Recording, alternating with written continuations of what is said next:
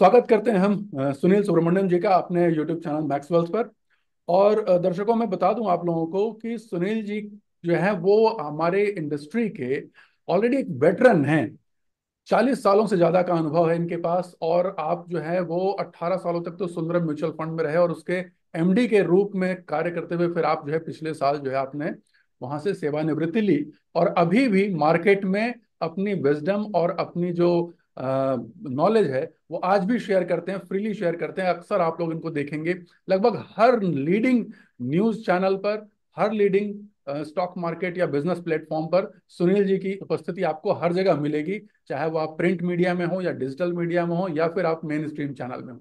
तो सुनील जी जो हमारे एक वेटरन, और हमारा सौभाग्य है कि आज सुनील जी की का ज्ञान वर्धन जो है वो हमें अपने चैनल में मिलेगा। और दूसरी चीज, सुनील जी की जो भाषा शैली है वो भी आप लोग ध्यान दीजिएगा। मतलब आपकी भाषा शैली से मैं बड़ा प्रभावित प्रभावित रहता हूँ। तो आपका बहुत बहुत स्वागत है सुनील धन्यवाद धन्यवाद अनिल जी। जी। तो सुनील जी, हम तो जानते हैं आप तो मतलब पितामह रह चुके हैं, एक तरीके से कहेंगे आप स्टॉक मार्केट के। आपने 40 वर्षों में देखा है। 40 वर्षों, तो हमारा तो स्टॉक मार्केट ही बहुत सा नया है, इतना पुराना तो है भी नहीं मेरे ख्याल से। एनएससी वगैरह जो है उतनी पुरानी नहीं थी। मैं 2007 से देख रहा हूँ, तो उस समय 4-5 हजार के आसपास निफ्टी हुआ करते थी, फिर वहां से 6 हजार हुई, फिर वो सब प्राइम में गिर के करीब 3-3.5 हजार हुई, और फिर वहां से बढ़कर आज यहाँ आई। आप तो उसके भी कितने पहलों से मार्केट को देख रहे हैं, और तब मेरे ख्याल से भारत में स्टॉक मार्केट की बातें बहुत कम लोग किया करते होंगे। करेक्ट। थोड़ा सा अपनी जर्नी के बारे में बताएं दर्शकों को कि आपने, क्योंकि एक और इंटरेस्टिंग चीज है जो मैंने देखा है कि आप जो है वो दर्शकों, सुनील जी जो है वो आईआईटी मद्रास से उन्होंने किया हुआ है, और मेरे ख्याल से आपने केमिकल में किया हुआ है ना, करेक्ट। इंजीनियरिंग। जी, तो वहां से अचानक फाइनेंस में कैसे मन बना, वो थोड़ा सा बताएं। अच्छा, शुरुआत में तो मेरी इच्छा थी कि मैं साइंटिस्ट बनूं। ओ। तो मैंने आईआईटी से मास्टर्स किया और उसके बाद मैं Indian institute of science Bangalore में जो है, इसको टाटा जी इंस्टीट्यूट कहते हैं उधर। जी तो जी वहां जी। पे मैंने पीएचडी के प्रोग्राम के लिए एनरोल किया था। अच्छा। तो 1.5 साल पीएचडी भी किया। तो उसके बाद हम्म। घर में सिचुएशन बहुत गंभीर हो गई और वो दबाव था कि आप इतने लंबे 5 6 7 साल पीएचडी पढ़ोगे, उसके बाद काम पे जाओगे, तो बहन की शादी कौन करेगा। तो अरे। घर से बहुत दबाव हो रही थी। मेरे पिता तो मेरे मैं 10 साल का था, 10 11 साल, तभी वो चल बसे। तो इसलिए वो रिस्पॉन्सिबिलिटी मेरे ऊपर ज़्यादा थी। तो मैंने एक्चुअली देखा तो वो गलती थी कि जाना एक 6 साल की पीएचडी प्रोग्राम के लिए। बट क्या करें, यूथ जो होती है उसमें अपनी जो इच्छाएं पूरा करने की तो एक ये होता है ना, वो तो हम तो कुछ नहीं कर सकते। तो मैंने किया। फिर मैंने सोचा कि ठीक है, अगर ये सच नहीं हो रहा है तो चलिए तो नौकरी ढूंढ लेते हैं। तो नौकरी ढूंढने में क्या है, एक तरफ आईएएस है, एक तरफ बैंकिंग का एग्जाम है। तो मैंने सबको लिखा तो बैंक में फर्स्ट सेलेक्ट हो गया, स्टेट बैंक मिला। तो घर में सब खुश, बोलो स्टेट बैंक ऑफ इंडिया में जा रहे हो। तो बस सब छोड़ के स्टेट बैंक में दाखिल हो गया। तो फाइनेंस की journey, it was an accident journey. अच्छा। ओके। अरे। और क्या है कि खास करके कि फाइनेंस में दो चीज है। एक, आपको उन दिनों कोई बीए या बीएससी फाइनेंस में नहीं होता था, जी। अच्छा। या फिर एक बीकॉम था जो फाइनेंस रिलेटेड था। जी तो जी। सभी लोग जो बैंकिंग में थे, किसी को फाइनेंस के बारे में जानकारी नहीं थी, सबको बैंक में आके ही सीखना था। तो वो हम्म। मेरे लिए एक एडवांटेज था, क्योंकि एक लेवल प्लेइंग फील्ड था। जो जी साल मैंने गुजरे थे उसका कोई मायना नहीं था, फ्रेशली सीखना था। वन। सेकंड, क्योंकि मैं साइंस का स्टूडेंट रहा था, तो साइंस में एक दिमाग का इस्तेमाल, जो रेशनल थिंकिंग होता है ना, उसका इस्तेमाल ज्यादा होता है। और मैंने डिस्कवर किया कि फिनेंस में भी वही चीज की बात है कि एग्जैक्टली। अल्टीमेटली आपको स्टडी करना है, उसको एनालाइज करना है, और इसको तो वो मेरे लिए बहुत सेट हुआ। तो मैं एक्चुअली बैंकर था 20 साल के लिए। पहले हम्म। 10 साल स्टेट बैंक में था, उसके बाद मैंने foreign bank, American express bank में मैंने उधर नौकरी मिली। तो मैंने सोचा कि क्यों ना वो भी एक्सपीरियंस। और मैं एक कॉर्पोरेट बैंकर था, यानी जी। मैं बैलेंस शीट को एनालाइज करता, मेरा स्ट्रेंथ था, तो इसलिए मैंने वही चुना। तो वही। उसके बाद क्या हुआ कि मैं अमेरिकन एक्सप्रेस बैंक में ज्वाइन किया, तो अगेन अनदर एक्सीडेंट हैपेंड। क्या है कि अमेरिकन एक्सप्रेस बैंक ने अपना वर्ल्ड वाइड कॉर्पोरेट बैंकिंग को शट डाउन करने की डिसीजन ले ली। ये फॉरेनर्स तो आजकल तो पता है आपको, सब इवन एसेट मैनेजमेंट में होता है कि सडनली वो एकदम। इंडिया के बारे में जैसे अभी सिटी बैंक ने अपने बेच दिया इंडिया का बिजनेस, दे दिया, सही या बात है। फिर ने बेच दिया अपना एसेट मैनेजमेंट का बिजनेस। सो वैसी जी। हालत हुई मैक्स की। तो तब मैं तो हेड ऑफ कॉर्पोरेट बैंकिंग था। इन दस अच्छा। सालों में I the number one position in the country. तो उसके बाद क्या है कि वे एक खास चीज मेरे पास थी कि मेरे फैमिली को, मैंने सोचा कि जो भी मेरे पास हुआ तो फैमिली को शिफ्ट नहीं करने का। हम्म, तो बिलीव इट और नॉट, मैं स्टेट बैंक में ट्रांसफर में गया कहीं पे भी, और अमेक्स में भी मेरी पूरी दुनिया में जाने की एक जरूरत थी, बट फैमिली हम्म, को मैंने शिफ्ट नहीं किया। तो उस मौके पर जब मुझे एक नई नौकरी ढूंढनी थी, तो हम्म, मैंने एक नियम रखा कि मैं चेन्नई से नहीं जाऊंगा बाहर। जो नौकरी मुझे चेन्नई में ढूंढ के आएगी मैं उसी को ले लूंगा। बस। तो एक्चुअली मेरे एक बैंक ऑफ अमेरिका में एक साउथ इंडिया का रोल था, मैं तो नेशनल हेड था।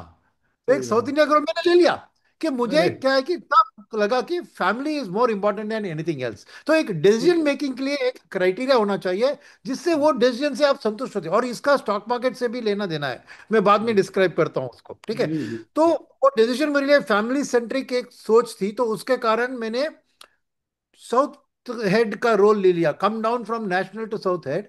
और 2 साल तक उधर रहा। उन्होंने भी कहा कि 2 साल आप रहिए, उसके बाद आप तो बॉम्बे आना पड़ेगा। नहीं तो सीनियर रोल को चेन्नई में कोई रोल नहीं है। तो मैंने बोला ठीक है भैया, 2 साल के बाद देख लेंगे, तब तक क्या होता है देखेंगे। तो फिर अग्रीमेंट यही था कि 2 साल के अंदर अगर मुझे कुछ और नौकरी नहीं मिली चेन्नई में, तो मैं बॉम्बे चला जाऊंगा उनके साथ, बैंक ऑफ अमेरिका में। तो अग्रीमेंट साफ था। तो 6 महीने पहले जब 2 साल खत्म हो रहे थे, तो उन्होंने पूछा, तो बोला बोला 6 महीने का टाइम है, दे दो।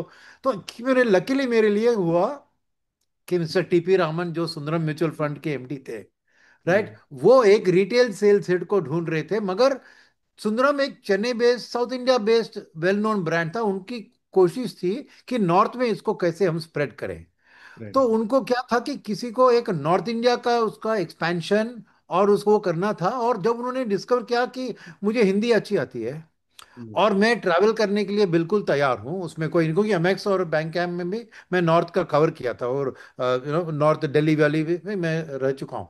तो उस हालत में उन्होंने कहा कि ठीक है भैया, ज्वाइन कर लो, you national head of retail sales asset management. उन्होंने पूछा कि तेरे को एसेट मैनेजमेंट बारे क्या पता है? बच्चा, मुझे कुछ पता हाँ। नहीं है। मेरा एसेट है, मैं हेड करता हूँ, वही एसेट है, वो फैक्ट्री, प्लांट, मशीनरी, वही एसेट है। सही है। ये एकदम ये सही हम है। कुछ नहीं है। तो बोला सीखोगे? मैं तो बिल्कुल, क्या है मुझे चाहिए, मुझे जो है चेन्नई की रोल, और मैं बात भले ही कुछ भी करो, मैं कहीं पे भी जाने के लिए तैयार हूं। तो वैसी शुरू हुई मेरी एएमसी की शुरुआत राइट। 2005 में।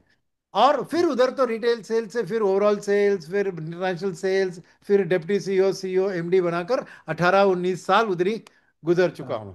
मगर सीखा मैंने 2005 में ही एसेट मैनेजमेंट को एज अ इनसाइडर। उसके इनसाइड। पहले एज अ बैंकर तो मैं निवेश तो करता था, सही और बात। इन्वेस्टमेंट का आउटसाइड इन एक व्यू था, क्योंकि एग्जैक्ट। फाइनेंस रिलेटेड वर्ल्ड है, तो कुछ तो जानकारी थी। मगर डीप डाउन इंटरनल मैंने 2005 से पूरी मेरी डाउन टू ABCD से शुरू कर फिर मैंने पूरी फाइनेंसिंग की ये सीख ली।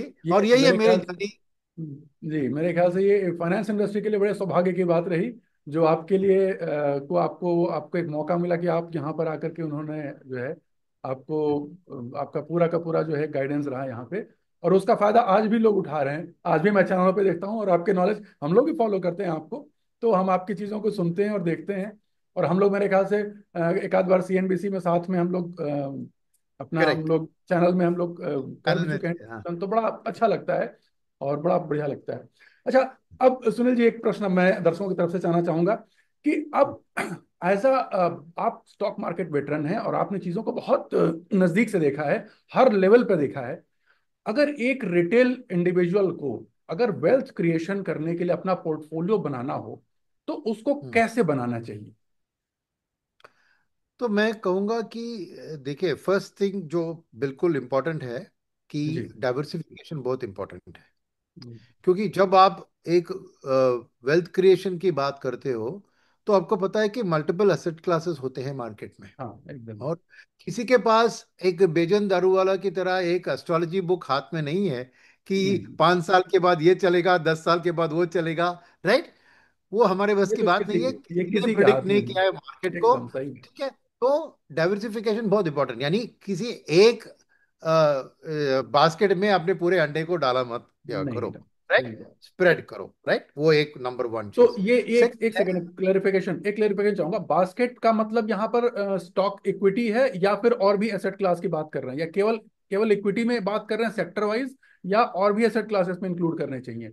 कि नहीं नहीं इक्विटी के नहीं, अलावा और भी कोई एसेट और? क्लासेस, और भी ये अच्छा। एसेट क्लासेस को जी इंक्लूड बस करना भाई, चाहिए। वही वही करेक्ट, क्लैरिफिकेशन क्योंकि दर्शकों के लिए हर चाहिए। हर एक चीज की एक मकसद होती है, एक हम्म। स्ट्रेंथ और एक वीकनेस होती है। इक्विटी का भी करेक्ट। स्ट्रेंथ एंड वीकनेस है, बाकी एसेट क्लासेस का भी स्ट्रेंथ एंड वीकनेसेस होते एकदम। हैं। तो वो ये समझना जरूरी है। सेकंड बात जो मैं कहूंगा कि ये वेल्थ क्रिएशन शब्द का इस्तेमाल ना, वो बहुत वेग हो जाता है। हाँ। यानी मेरे को पैसा बढ़ाना है, ये वेल्थ वेल्थ क्रिएशन, मगर बस इन्वेस्टिंग की गोल वेल्थ क्रिएशन को आपको एक कॉन्क्रीट नंबर पे लाने की जरूरत है। लाने की कोशिश। सही बात। या आप उसको रुपए के नंबर में डालिए, हम्म। या फिर आप एक चीज को रखिए जो आप चाहते हो। जैसे मैं हम्म। समझ रहा हूं कि समझिए कि आपको, और एक छोटी सी बात मैं समझाऊं लोगों को कि जी। ये इन्वेस्टमेंट शब्द ना, क्यों लोग इतना वेल्थ क्रिएशन नहीं कर पाते हैं, क्योंकि ये इन्वेस्टमेंट वो सोचते हैं आज वो मुझे खर्चा करने से रोक रही है। हम्म। क्योंकि हम्म। सबकी इच्छा है मैं खर्चा करूं, खर्चा करूं और एकदम। मैं आप सेव करेंगे, मैं जो सेव सेव शब्द इस्तेमाल करेंगे तो मने में खर्चा नहीं करूंगा, जबकि नहीं। मेरी इच्छा है कि मैं आज ऐश की जिंदगी जीऊं। सही तो बात। एक उसमें नेगेटिव कॉनोटेशन आ जाता है आप इन्वेस्टमेंट के बारे में जब सोचते हो, क्योंकि ठीक ठीक। वो आपको अपने खर्चे से हटा रही है, हटा आपको रहा है, खर्चे को एकदम कम सही करा बात। रही है, उससे आपको निवेश की ओर भड़का रही है। तो जी। मैं क्यों ये बात कह रहा हूं कि आप अगर इन्वेस्टमेंट को पोस्टपोन्ड कंजम्पशन की तरह सोचें। ये एक बड़ा इन्वेस्ट सही शब्द अर्निंग आपने कहा, पर, पोस्टपोन्ड कंजम्पशन। ये जो है, मतलब ये कहीं ना कहीं इसमें डिलेड ग्रेटिफिकेशन वाला कॉन्सेप्ट आ जाता है कि आपको एग्जैक्टली, ग्रेटिफिकेशन को डिले करना है। ये बड़ा कॉन्सेप्ट, आपने सही बात कही मेरे ख्याल से। मेरे ख्याल से ये करेक्ट रहस्य अगर किसी ने समझ लिया तो बहुत कुछ समझ गया इन्वेस्टमेंट के बारे में। जी बताएं। करेक्ट।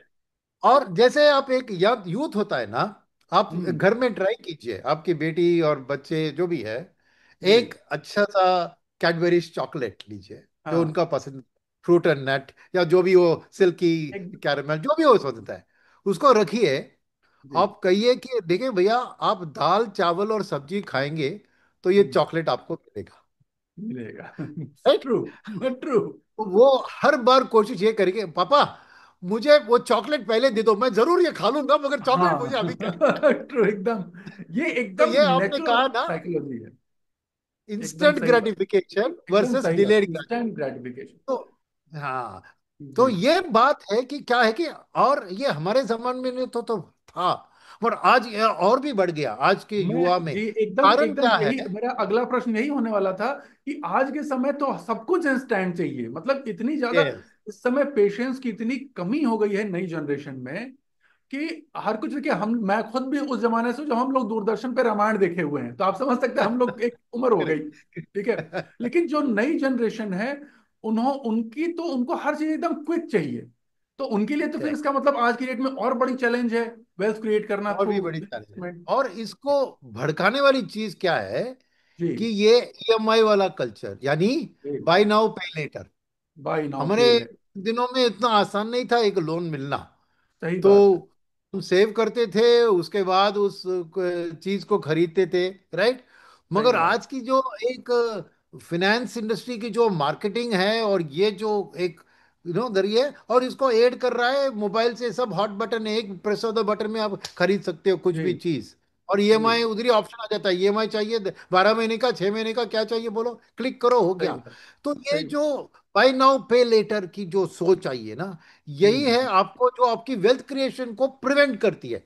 क्योंकि आप वेल्थ सही। क्रिएशन का आपने मुद्दा उठाया ना, मैं कह रहा हूं कि जी। बिगेस्ट चैलेंज आपको जो झेलना है वो है कि आपको डिले करना है ग्रेटिफिकेशन, हम्म। और इसका माने आपको अपनी कंजम्पशन को पोस्टपोन करना है। ये मत सोचिए कि consumption denied is consumption delayed. Delay. Consumption denied नहीं, आज नहीं कह रहे, ऐसा नहीं कि फ्यूचर में भी नहीं है। क्यों मैं हम्म। कह रहा हूं कि वेल्थ क्रिएशन शुरू होती है एम्बिशन से, एम्बिशन। आपकी इच्छा कि मेरे कल आज से बेहतर होनी चाहिए। वो अगर आप उसको क्वांटिफाई करें, वही मेरा मानना है कि आपको बिना क्वांटिफाई, तो आप कोई कह सकता है कि देखो मुझे करोड़पति बनना है, तो आजकल वो तो भाई बहुत बड़ी बात नहीं है। सही समझे, बात। मुझे 10 करोड़पति बनना है, तो एक वो आपको लक्ष्य रखिए। या अच्छा, आपकी इसका सोच मतलब जी। होगी कि देखो हाँ। मुझे एक लंबोर्गिनी कार खरीदना है। यानी आपकी dream should be something that you can not imagine. बहुत बहुत एक एक्सेसिव ड्रीम होना चाहिए, तभी जी। आप फिर क्या करोगे, आप उसको स्ट्रेच करोगे उसको अचीव Correct. करने के लिए। आपको वो लेकिन आपका मकसद भी कहना है। है, जी, लेकिन आपका कहना है कि एक गोल सेटिंग होनी चाहिए और वो गोल एकदम क्लियर मनी के टर्म्स में होना चाहिए। मनी, या फिर एक चीज आइटम, किसी आइटम मतलब उसका क्वांटिफिकेशन जैसे एक होना होगा, चाहिए। मुझे एक 4 बेडरूम विला चाहिए। जी जी। ओके। या फिर मुझे मेरी 25वीं वेडिंग एनिवर्सरी पे मेरे को अलास्का में क्रूज में जाना चाहिए। इट नीड जी। Not be money, ultimately it will come to money, true. Because तो सेकंड, अगर आप वो एक चीज को चुनते हैं एंड जी। नॉट द फाइनल गोल, तो वो चीज का भी आपको क्या करना पड़ेगा कि आज जाके उस चीज का दाम पता लगाओ। हम्म। ओके। और आपके मन में क्या लग रहा है इन्फ्लेशन, उससे उसको कंपाउंड करो। ट्रू। तो आप आज ही, अगर आप आज 30 साल की उम्र में है और सोच रहे हैं कि मुझे 45 साल की उम्र में मुझे एक लंबोर्गिनी खरीदना है, तो लंबोर्गिनी शोरूम आज जाए, उसका दाम फाइंड पता। आउट करें, और हम्म। उसका कुछ भी एक 8 9 जो भी आपके मन में लगे कि इसका एक इन्फ्लेशन प्राइस होगा, तो इन्फ्लेशन के, 15 साल के उसको कंपाउंड कीजिए। तो कंपाउंड। लंबोर्गिनी का क्या प्राइस हो सकता है जब आपकी एकदम 45 की एकदम उम्र एकदम। हो, उसको रखिए। राइट, तो वो फर्स्ट है। जो भी आप वेल्थ क्रिएशन की बात करें, it has to be quantified, एक नंबर आपको रखना चाहिए। और चाहिए, अगर पैसे की बात है, तो आप घर में लिख लीजिए कहीं पे, 10 करोड़, 25 करोड़, 50 करोड़, जो भी आपके मन में लगे। I mean, you don't need to worry, क्योंकि market will surprise you on the positive. True. Don't set your goals too low. ये एक लो। और बात मेरे को कहना है। राइट, ये बात आपने बहुत चैलेंजिंग सही की। रखिए, ये चैलेंजिंग बात। रखिए आपकी गोल जी। को। और उस हिसाब से फिर once you set the goal, हर एक डिसीजन जो लेते हो आप, राइट, मैं कहता हूं कि एक सिंगल वेल्थ क्रिएशन गोल को मत रखिए। इसलिए मैंने कहा कि अलग अलग गोल्स होते हैं। क्या बेटी की अलग शादी अलग। एक होगी, आपको हम्म। बेटे को अमेरिका भेजना है पढ़ाई के लिए, वो होगी। जैसे मैंने कहा, 25वीं सालगिरह पे आपको कोई क्रूज पे जाना हो, या आपको एक 4 मंजिल की विला खरीदना हो, जो भी, इसको अलग अलग रखिए और हर एक गोल के लिए एक सेपरेट आप सेविंग स्ट्रोक इन्वेस्टमेंट प्लान बनाइए। ठीक क्योंकि ठीक। हर एक का टाइम फ्रेम अलग अलग होगा ना। अलग अलग सब होगा। गोल्स थोड़ी एक ही दिन में आपको चाहिए, जी हर एक का एग्जैक्टली एक इसका टाइम फ्रेम मतलब, होगा। इसका मतलब मेरे ख्याल से हम दर्शकों के पॉइंट ऑफ व्यू से अगर उसको समराइज करते हैं तो एक तो ये हो कि आप कई गोल बनाएं और उन गोल की टाइम ड्यूरेशन के हिसाब से आप उसके अलग अलग एसेट क्लास चूज करें और उसमें भी करेक्ट। कई एसेट क्लास को इंक्लूड करें, जिसमें कि कुछ म्यूचुअल फंड हो सकते हैं, कुछ एसआईपीज हो सकती हैं, डायरेक्ट शेयर मार्केट में इक्विटी के फॉर्म में भी हो सकता है, और मेरे ख्याल से कुछ कमोडिटी गोल्ड वगैरह या सिल्वर वगैरह ये सब भी हो सकती है, सब जैसा सब सब कुछ होना, है सब ना। कुछ होना हाँ। चाहिए। यस। चलिए, अच्छा सुंदरम जी, सुनील जी, एक चीज, एक क्वेश्चन मेरे मन में हमेशा रहता है, जो कि हम लोग तो देखिए हम लोग आउटसाइडर हैं, आप इनसाइडर हो, इसलिए आपसे मैं पूछने का ऐसा एक सौभाग्य भी है और समय भी है कि जैसे एक म्यूचुअल फंड जो है, एक फंड हाउस के पास तो बहुत ज्यादा पैसा होता है और वो जब खरीदते हैं तो वो कई, उनका ऐसा नहीं जैसे एक रिटेल को, जैसे हमें आज शेयर खरीदना हुआ तो हमने तुरंत एक क्लिक किया और हमने खरीद लिया, और एक क्लिक किया उसको बेच दिया। तो वहां तो अमाउंट बहुत बड़ा रहता है, मतलब 5 5 10 10 हजार करोड़ के तो शेयर खरीदने होते हैं। तो इस तरीके से कैसे शेयर का चुनाव करते हैं, और वो प्राइस फ्लक्चुएशन के दौरान भी वो फिर खरीदते रहते हैं, और कैसे मतलब उसको सिलेक्शन कैसे करते हैं कि इसी शेयर में लगाना है। तो उसमें दो चीज होती है। जी। स्टॉक अल्टीमेटली एक कमोडिटी है। अच्छा जी। स्टॉक ठीक है। कमोडिटी है, ये एक बड़ी, ये की शब्द है मेरे ख्याल से इसके इस मतलब अगर मैं तरीके से कहूं तो सुनील जी जो है वो मंत्र बता रहे हैं, इन मंत्रों को अगर किसी ने डिकोड कर लिया तो बहुत कुछ मिल जाएगा। क्यों, मेरे ख्याल से को मैं कुछ हद तक सही पकड़ पा रहा हूं कि नहीं। नहीं, सही है। जी। तो मैं क्यों कह रहा हूँ स्टॉक एक कमोडिटी है, कि एक नॉर्मल हम जो समझते हैं कमोडिटी को, गोल्ड, सिल्वर, ऑयल, राइट, ये सब चीज जो होती है, गोल्ड को अलग रखते हैं, ठीक है, अलग। क्योंकि गोल्ड का कोई भी यूज नहीं होता है। यानी हम्म। गोल्ड अपने आप को खुदकुशी नहीं करती है। नहीं हर करती, एक सही। कमोडिटी अपने आप को जला दे, तेल आपको जला देता है, गाड़ी जला। में जाके जला, फैक्ट्री चलाने के लिए। सिल्वर भी इस्तेमाल हो जाता है कहीं पे, सही कहीं ना बात। पे कहीं। हम्म। कुछ भी कमोडिटी, आप गेहूं लीजिए, इस्तेमाल हो जाता है वो ठीक आटा बात है। बनाने में। अपने ठीक आप बात। को वो खुदकुशी कर लेती है हर कमोडिटी, गोल्ड को, गोल्ड की सिवाय, ठीक है। गोल्ड हाँ, इज द कि परमानेंटली गोल्ड रहता है, खाली परमानेंटली। आप मेकिंग में थोड़ी बड़ी वेस्टेज में चली जाती है ट्रू। बस। मतलब गोल्ड जितना था 1000 साल पहले, और वही गोल्ड अभी भी है। अभी नए गोल्ड को साउथ अफ्रीका में डिस्कवर कर रहे हैं, वो उसको छोड़िए, मगर गोल्ड वही का वही है, वो कहीं पे एक ट्रांसफॉर्मेशन प्रोसेस में नहीं जाता है। नहीं जा बट रहा है, सभी एकदम कमोडिटीज सही का बात। ट्रांसफॉर्म होते हैं, ठीक है। तो एकदम क्या सही। होता है कि, तो कमोडिटी में तो यूं मैं स्टॉक्स को कमोडिटी बता रहा हूं, तो कमोडिटी हम्म। का प्राइस कैसे फिक्स होता है? हम्म। कमोडिटी का फिक्स दो चीजों के ऊपर फिक्स होता है। एक अच्छा। होता है कि इस कमोडिटी का क्या वैल्यू है मेरे मन में, क्या वैल्यू? राइट। अभी गेहूं लीजिए, तो हम्म। गेहूं होता है, गेहूं आटा बनता है, आटा से थोड़ा रवा बनता है, थोड़ा मैदा बनता है, और थोड़ा ठीक आटा बात। से ही चपाती बनते हैं। और चपाती गाई आई किसी की खाने में इस्तेमाल होता हाँ है, जी। उसकी भूख को मिटा रही है, ठीक है। ठीक। तो ठीक। अल्टीमेटली उस कमोडिटी का रोल है भूख को मिटाना, राइट। बेटा। तो कमोडिटी को क्या वैल्यू होता है, हम्म। राइट। और दूसरी बात जो कंप्लीटली अलग है, उसका प्राइस क्या होता है। प्राइस क्या? वैल्यू होता है जो भूखे आदमी दो रोटी के लिए क्या दाम देने के लिए तैयार है, तैयार वो है। उसकी वैल्यू होती है, ठीक ठीक भाई। करेक्ट। तो वैल्यू कैसे डिटरमिन होता है? आइडियल वर्ल्ड में उसकी गेहूं में क्या लगता है, उसके सीड्स खरीदने की जरूरत है, फिर ठीक उसको भाई। एक फील्ड में जाके डालना है, पानी डालना हम्म। है, फिर वो पे हम्म। ऊपर आएगी, फिर उसको हार्वेस्ट करना है, फिर हार्वेस्ट ठीक। करके उसको एक ट्रैक्टर में डाल के मार्केट को ले जाना है। तो हम्म। ये सब जो उसकी कॉस्ट बिल्डअप होती है, हम्म। प्लस वो फार्मर का प्रॉफिट मार्जिन, और प्रॉफिट। उसके बीच में वो डिस्ट्रीब्यूटर का प्रॉफिट, ये सब मिला के उसकी वैल्यू होती है, ठीक बात। करेक्ट। तो ठीक करेक्ट। कमोडिटी की सही दाम है जो वैल्यू होता है जहां पे उस फार्मर की प्रॉफिट मार्जिन भी इंक्लूड होती है, ये होती है उसकी वैल्यू। यानी ट्रू। फार्मर को भी उसको बेच के अपना घर उसको चलो। चला सका, उसकी ख्वाहिशें पूरी हो चुकी, वो सब ठीक है। हम्म। मगर मार्केट उसका कुछ मायना नहीं रखती है। हम्म। मार्केट को होता है डिमांड वर्सेस सप्लाई। सप्लाई। सीधी सीधी बात। तो price is determined bye demand demand and versus supply. Supply, value is determined bye what is the cost is goes into producing that value producing. to the end customer, and customer. right। तो एकदम। Commodity का तो क्या होता है कि, तो अगर डिमांड बहुत बढ़ता है तो उसको सुपर प्रॉफिट मिलता है फार्मर को। ट्रू। और ट्रू। अगर सप्लाई, अगर हर फार्मर उस क्षेत्र में सभी गेहूं ही डालते हैं, तो सप्लाई इतना बढ़ता है तो तो उसको वो प्राइस नीचे और आ में भी जाएगा। नहीं मिलेंगे, इसलिए करेक्ट। फार्मर सुसाइड कर लेता है। तो क्या हाँ। होता है ना इसमें, तो स्टॉक्स को भी समझने के लिए हम्म। हमें ये प्राइस और वैल्यू का ये इक्वेशन समझना जरूरी है। समझना। अब राइट। स्टॉक्स में वैल्यू क्या होता है, स्टॉक क्या वैल्यू देती है? हम्म। स्टॉक देती है आपकी वेल्थ क्रिएशन को पूरी करने की क्षमता। और वो करेक्ट। कहां से आती है? वो आती है उसकी फ्यूचर प्रॉफिट से।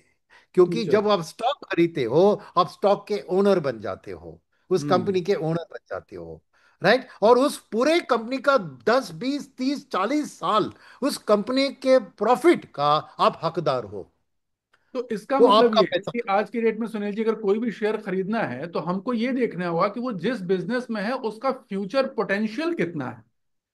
अगर फ्यूचर पोटेंशियल उसका बड़ा है या ग्रोइंग है या फ्यूचर में रेवेन्यू बढ़ने की संभावना है, क्योंकि सबसे बड़ी तो उसमें निवेश करना अच्छा है। दिक्कत ये आती है कि जितने भी अवेलेबल इंफॉर्मेशन है वो सारी की सारी पास्ट के बारे में होती है, फ्यूचर के बारे में कोई भी प्रिंटेड इंफॉर्मेशन नहीं रहती है। तो वो इसका मतलब एक असेसमेंट का सब्जेक्ट हो गया कि हर व्यक्ति को उसका खुद एक असेसमेंट करना पड़ेगा। काफी कुछ इसमें, जैसे कि हम लोग एज ए रिसर्च एनालिस्ट हम करते हैं कि पूरे इकोनॉमी को स्टडी करते हैं, फिर सेक्टर की स्टडी करते हैं, फिर उस सेक्टर में जो लीडिंग कंपनीज हैं उनकी फ्यूचर क्या पोटेंशियल है उसको स्टडी करते हैं। तो यही इस प्रोसेस को मेरे ख्याल से अडॉप्ट करते हुए और फिर तब शेयर का चुनाव करना चाहिए। और सही प्राइस में मिल जाए अगर ऐसा चीज तो बहुत अच्छा है। नहीं, वो प्राइस अलग बात है, मैं आता हूँ। जी। तो वैल्यू, ये वैल्यू, स्टॉक का वैल्यू कैसे डिटरमिन होता है? ये जी। फ्यूचर की जो हर साल की प्रॉफिट्स आप गणित हाँ। करते हो, और हर जी। व्यक्ति के beauty lies in the I of the beholder, right. True. True. आपको ऐश्वर्या राय अच्छी लगेगी, किसी और को शिल्पा शेट्टी अच्छी लगेगी, किसी और को माधुरी दीक्षित। तो beauty lies in the I of the beholder, Sure, ठीक है। true. तो हर एक का एक तरीका होता है, कोई सोचता है इकोनॉमी 6 पे ग्रो करेगी, कोई बोलता है नहीं 7 पे हो सकती है। तो हर एक का होता है, मगर अल्टीमेटली प्रोसेस क्या होता है कि आपको इनकी फ्यूचर प्रॉफिट एक रीजनेबली फ्यूचर टेन्योर के लिए गणित हम्म, करना पड़ता है, और फिर उस गणित को आज के दाम में कन्वर्ट करना पड़ता है। जी। इसको कहते हैं डिस्काउंटिंग। यानी डिस्काउंट कंपाउंडिंग होता है जब आज का दाम कल होता है, बढ़ाते हैं तो, और तो कल डिस्काउंटिंग का ऑफ दाम इंटर आज को लेके जाना आगे है, तो उसका ऑपोजिट होता डिस्काउंटिंग है करें। डिस्काउंटिंग। तो और सेकंड चीज क्या है कि इसमें प्रॉफिट में क्या होता है कि आपको, जैसे आपने एक मशीनरी खरीदा एक कंपनी ने, तो उसको डिप्रिशिएट करते हो, क्योंकि हर जी साल उसका कुछ वायर एंड टेयर होता है, मगर वो कैश में उसको कोई लॉस नहीं है। ये जी। खाली एक नोशनल मैथमेटिकल एंट्री है, गणित का नंबर है। तो तो इसलिए मार्केट को ऐसे गणित के जो रियल कैश में नहीं डील करते उसका नहीं नहीं, वेस्ट है। तो मार्केट फ्यूचर प्रॉफिट को नहीं लेता है, मार्केट फ्यूचर कैश फ्लोस को लेता है, कैश फ्लो यानी को जो ले। पैसे हाथ फ्लो। तो एकदम सही। सब कॉमन टेक्निक जो ऑल मार्केट पार्टिसिपेंट्स फंडामेंटल तौर पर जो करते हैं, उसको हम्म, कहते हैं डीसीएफ, हाँ, discounted cash flow. Cash flow method, हाँ वो होता है राइट। एकदम तो डिस्काउंटेड ये कैश फ्लो डिस्काउंट मेथड। करके फ्यूचर प्रॉफिट को डिस्काउंट करके आज, अब फर्क क्यों होता है आपके कैलकुलेशन और मेरे कैलकुलेशन में, फर्क क्यों होता है? जी जी। ब्यूटी लाइज इन द, क्योंकि मैं 3 साल का लूंगा, आप 5 साल के लोगे। 5 साल का लेंगे एकदम। राइट। मेरा मानना है कि इंडिया भविष्य में 8-10% जीडीपी ग्रोथ पे बढ़ेगी, आप कह रहे नहीं, बात 6 पे ही अटक रही रहेगी। हाँ तो डिस्काउंटिंग फैक्टर तीसरी में होती चेंज है हो जाता है। क्या, तीसरी होती है क्या रेट में मेरे को डिस्काउंट करना है। जी, आप डिस्काउंट लेंगे एकदम। नहीं, मुझको बैंक बोरोइंग में मुझे 8% पे मिल रहे हैं, मैं उसमें करूंगा। मैं कहूंगा नहीं, मुझे अपॉर्चुनिटी कॉस्ट है, अगर मैं किसी और चीज पे निवेश करता हूँ क्या रिटर्न मिलेगा, उस ट्रू, रिटर्न से मैं डिस्काउंट करूंगा। एकदम तो एकदम ये एकदम हर जी। एक एनालिस्ट का एक अलग अलग अपना तरीका अपना होता है। होता है। बट करने के बाद मार्केट में क्या होता है, एक कंसेंसस बनता है। जी क्योंकि 100 एनालिसिस को हर वो पोल करते हैं कि आपकी क्या कैलकुलेशन है आपकी नहीं, और मार्केट एक एवरेज ले लेता है उस कंसेंसस का लेके। ये होता है वैल्यू ऑफ द स्टॉक, ठीक है। ट्रू। अब आते हैं प्राइस के ऊपर। राइट। प्राइस होता है डिमांड एंड सप्लाई, जैसे कमोडिटी की। अब एकदम। डिमांड एंड सप्लाई कहां से आएगा? अभी एक डोमेस्टिक निवेशक लीजिए, जैसे डीआईआई लीजिए, जैसे डोमेस्टिक फंड मैनेज लीजिए, उनकी यूनिवर्स में ये स्टॉक है या दूसरी स्टॉक है, जी या एक हाइब्रिड फंड में उसको ये स्टॉक सेट है या डेट का सेट है, great। या मल्टी एसेट फंड में उसको ये स्टॉक का सेट है या डेट का सेट है या गोल्ड का सेट है। राइट, उसको चॉइसेस होती है। तो वो डिमांड एंड सप्लाई उस स्टॉक के लिए depends on what return the others are giving, which is not in control of that company's owner. True. वो वहां कुछ पे नहीं कर सकता है। जैसे 10 जी लोगों ने गेहूं डाल दिया अपने जमीन में, तो दाम गिरती है। तो वो जी गेहूं जो डाल रहा है उसके कंट्रोल में नहीं है कि मेरे अगल बगल वाले भी गेहूं डाल रहे हैं या आलू डाल रहे हैं सही उनके बात। फील्ड में, खेती में। राइट। तो इसका तो मतलब ये ये है जो जी, इसका मतलब एक, आपका कहना है कि एक तो उसकी डिस्काउंटेड वैल्यू जो कैश फ्लो की है आने वाले सालों में उसको कैलकुलेट करके निकालें, वो एक प्रॉपर तरीका भी होता है, हम लोग फाइनेंस में उसको पढ़ते हैं डिस्काउंटेड कैश फ्लो मेथड के हिसाब से। और उसके अलावा प्राइस अर्निंग रेशियो वगैरह भी देखने की बड़ी चीजें हैं, बहुत बहुत से फैक्टर्स हैं जो और भी देखे जाते हैं जरूर, तो इन सब बातों में लेकिन कुल मिला के जो आपकी विजडम है वो ये कह रही है कि अगर फ्यूचर प्रोस्पेक्ट बिजनेस का बढ़िया है, उसकी फ्यूचर रेवेन्यू प्रोस्पेक्ट अच्छी है, तो वैसे शेयरों का चुनाव करें। अच्छा सुनील जी, एक अगला प्रश्न, क्योंकि अब नहीं, एक मिनट, ये मैं इसी को खत्म कर जी देता हूं। जी जी तो क्या है कि डीआई और एफआई और डीआई में क्या फर्क है ये बताना जरूरी है, क्योंकि जी जी, हाँ हमारे ये इसके बाद भारत की दाम खाली हमारे हाथों में नहीं है। जी जी अब ये एफआईआई जो आके निवेश करते हैं हमारे देश में, जी। उनका भी कैलकुलेशन का मेथोडोलॉजी सेम होता है, सेम होता मगर फर्क क्या है कि उनके पास चॉइसेस बाकी देशों में निवेश करने का होता है, नहीं हमारे डीआईएस के पास वो चॉइस नहीं है। देश के नहीं अंदर जो एसेट क्लास है उसके उसी के अंदर उनको चुनना पड़ता है कि जी इसमें बेटर रिटर्न दिख रहा है क्या उसमें। बट एफआई को ऐसी बात नहीं है, क्योंकि एफआई के लिए इंडिया एक स्टॉक है। जी, एक स्टॉक है, एकदम सही बात वो है। है इंडिया के लिए, तो तो उसके लिए वो सुनील जी इंडिया का कुल मिला के स्टॉक मार्केट का देखता है वैल्यू, और जी स्टॉक मार्केट का देता है मार्केट कैपिटलाइजेशन जो उसकी होती है प्राइस। और जी उस प्राइस एंड वैल्यू को इंडिया मार्केट को Brazil market, Russia market, China market से कंपेयर करता है। और जी उसको अगर उस प्राइस में बाकी मार्केट में बेटर रिटर्न मिलता है, तो डिमांड फॉर इंडिया स्टॉक्स कम हो जाती है। तो आज एकदम की स्थिति भी वही है कि हमारे देश की ग्रोथ बहुत अच्छी चल रही है, हमारे देश की कोई भी फैक्टर्स नेगेटिव नहीं है इंटरनली, नहीं। मगर एफआईएस के लिए वो कंटिन्यूअसली रिडम्पशन करते जा रहे हैं हमारे मार्केट में, क्योंकि उनको दूसरे मार्केट में और भी अच्छी सस्ता मिल अपॉर्चुनिटी रहा है। है प्रोडक्ट। तो price is determined by the demand and supply demand. Equation. तो अब तो सिंपल सुनील जी, ये इतना बढ़िया मैं कह विजडम की रहा बात था, की। अच्छा जी। मैं कह रहा था कि जो आप वेल्थ क्रिएशन की बात कही ना, तो हाँ जी। डाइवर्सिफिकेशन मैं क्यों स्ट्रेस कर रहा था, हाँ क्योंकि हर एक चीज की अच्छी चीज है, मगर अगर डिमांड सप्लाई इक्वेशन सही नहीं हुआ तो वो चीज का दाम गिरेगा, कंपनी की जी। प्रॉफिट बढ़ेगी बट दाम गिरेगा। ये अजीब सी चीज आप देख सकते हैं खाली इंडियन मार्केट में, कि कंपनी की ईपीएस तो बढ़ती जा रही है मगर स्टॉक प्राइस तो गिर रही है, और ये गिर बड़े रही है। बड़े दिग्गज कंपनी की बात कर रहे हैं, ऐसा कंपनियों के छोटी साथ। मोटी कंपनी की बात नहीं कर रहे, एकदम। क्योंकि एकदम। ऑल्टरनेटिव ऑप्शंस में बेटर रिटर्न मिलता है। तो मिलता है। Market always seeks the best return best. Option at that time. तो जी। इसीलिए debt, equity, mutual fund, mutual fund के अंदर इक्विटी फंड, हाइब्रिड फंड और डेट फंड, और gold and silver and commodities, ये सब कंपीट कर रहे हैं एक कस्टमर के पैसे के लिए, एक ट्रू। इन्वेस्टमेंट मैनेजर के पैसे के लिए। तो जी। आपको भी डाइवर्सिफाई करना है, क्योंकि करना। कौन सी हालत में कौन सा एसेट क्लास आगे दौड़ेगा, जी। ये आज बैठ के तय करना मुश्किल है। तो यही मुश्किल। मेरा कहना था, I wanted to bring it to a एकदम। कंक्लूजन। तो ये आपके इस विजडम के बाद मेरे ख्याल से बहुत लोगों को समझ में आ गया। एक फाइनल बस 2 लाइन में इसका आंसर चाहूंगा कि आप यहां से 5 साल बाद इंडियन स्टॉक मार्केट को कहां देखते हैं? तो 5 साल में दुगना होगा। दुगना हो जाए? मतलब एकदम फाइनल आपके हिसाब से आपका अनुभव कहता है कि 5 साल में दुगना हो जाएगा? तो मतलब कोई घबराने और की ये बात नहीं है। कोई घबराने की बात घबराने नहीं की है, बात नहीं आज हम पैसा लगा है। दें, 5 साल बाद यहां से दुगना मिल जाएगा हमको। नहीं, और ये दुगना होगा क्योंकि हमारी पूरी पूरी पोटेंशियल ये 5 साल में नहीं आएगी, नहीं तो जी। इससे भी बेहतर होना है और एक्चुअली। भी बेहतर।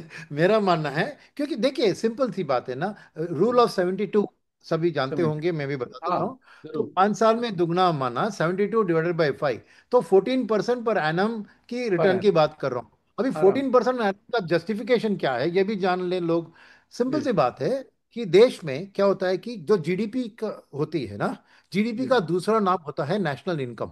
नेशनल यानी इनकम। देश पूरे इनकम को गणित करके ही जीडीपी बनती है। जी। जी। पर देश में क्या होता है कि पोलराइजेशन होता है, यानी जी। हजारों कंपनियां हैं देश में, मगर जो स्टॉक मार्केट वाली कंपनियां आई हैं जी। वो देश के प्रॉफिट को अपने हाथ ज्यादा कर देती है। याद आ गया। जैसे इनकम में भी देखिए, इंडिविजुअल इनकम में ये बात है कि 60% देश का इनकम, हम्म। कितना, 60%, दस 60%। परसेंट लोगों के हाथ में है। एकदम।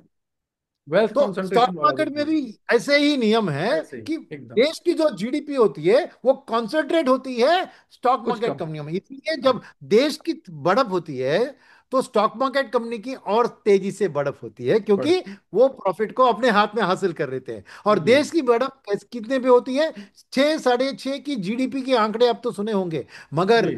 जो प्रॉफिट होता है वो रियल नहीं होता है, वो होता है नॉमिनल। नॉमिनल माने रियल प्लस इन्फ्लेशन। तो चार इन्फ्लेशन एकदम परसेंट सही। इन्फ्लेशन, 6%, तो 10-11% पे देश की नॉमिनल जीडीपी बढ़ेगी ना। जी। जी। तो एकदम इसीलिए एकदम। स्टॉक मार्केट आपको 14% में बढ़ने में प्रॉब्लम नहीं है, मगर ये एकदम। 5 साल में ये 10-11 पे ही जीडीपी बढ़ेगी। मगर उसके बस। अगले 10 साल जो है, 2030 से 40, वहां पे देश ही आपको 8-10% रियल जीडीपी ग्रोथ और 13-14% नॉमिनल जीडीपी ग्रोथ में नॉर्मल। पहुंचेगी। तो तब तो आपको फिर। स्टॉक मार्केट में 16-18 भी, तो मेरा मानना है कि एक 5 साल का आउटलुक होता है, एक 15 साल का आउटलुक होता है। जी। जी। मेरा जी। मानना है कि 15 साल में आपको 16-17% आज से मिल सकता है, तो मगर 5 साल ये में कहे तो 14% ही मिलेगा। तो कुल मिला के अगर इसको समराइज करूं मैं, तो आप घबराइए नहीं। दर्शकों को एकदम सीधी सी बात है, आप मार्केट के उठापटक में घबराए नहीं, अपना निवेश बनाए रखें और भी निवेश करते रहें। आप आने वाले 10 सालों में यहां से 2 गुने या 3 गुने जगह पे होंगे। बहुत बहुत धन्यवाद सुनील जी आपका। आपने हमारे दर्शकों को अपना विजडम दिया, अपना इतना ज्ञान दिया, उसके लिए आपका बहुत बहुत धन्यवाद। और मैं आशा करता रहूंगा कि आपसे हम ऐसे समय समय पर आगे और भी ज्ञानवर्धन की बातें करते रहेंगे। श्योर, ठीक है। जी। एब्सोल्युटली। बहुत बहुत थैंक यू। धन्यवाद।